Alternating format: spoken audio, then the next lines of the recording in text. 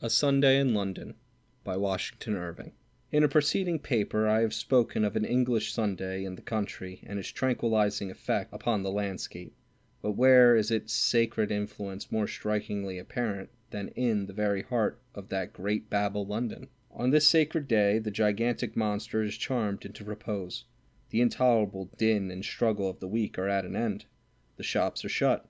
The fires of forges and manufactories are extinguished, and the sun, no longer obscured by murky clouds of smoke, pours down a sober yellow radiance into the quiet streets. The few pedestrians we meet, instead of hurrying toward with anxious countenances, move leisurely along. Their brows are smoothed from the wrinkles of business and care. They have put on their Sunday looks and Sunday manners and their Sunday clothes, and are cleansed in mind as well as in person. And now the melodious clangor of bells from the church towers summons their flocks to the fold.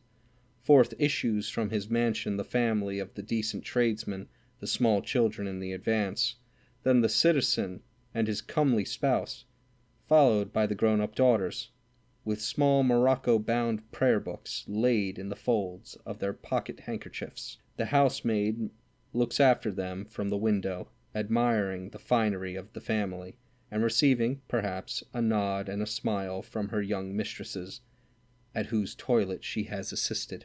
Now rumbles along the carriage of some magnate of the city, peradventure an alderman or a sheriff, and now the patter of many feet announces a procession of charity scholars in uniforms of antique cut, and each with a prayer book under his arm.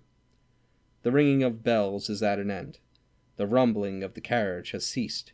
The pattering of feet is heard no more.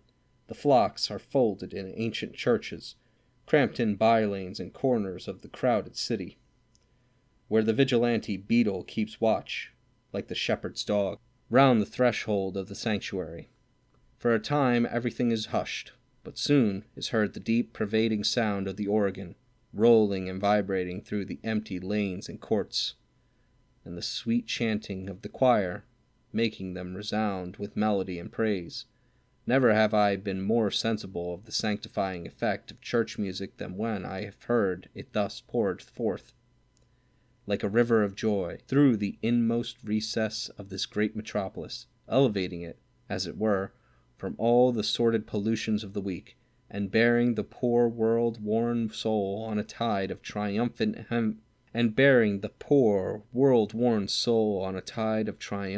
harmony to heaven. The morning service is at an end.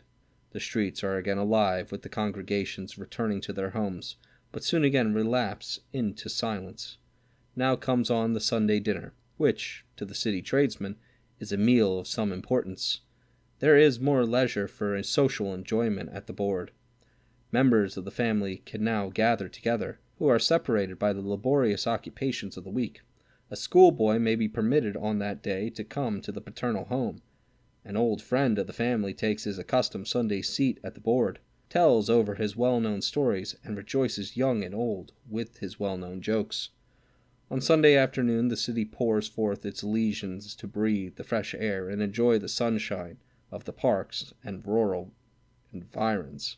Satirists may say what they please about the rural enjoyments of a London citizen on Sunday, but to me there is something delightful in beholding the poor prisoner of the crowded and dusty city enabled thus to come forth once a week and throw himself upon the great bosom of nature. He is like a child restored to the mother's breast. And they who first spread out these noble parks and magnificent pleasure grounds which surround this huge metropolis have done at least as much for its health and morality as if they had expended the amount of cost in hospitals, prisons, and penitentiaries.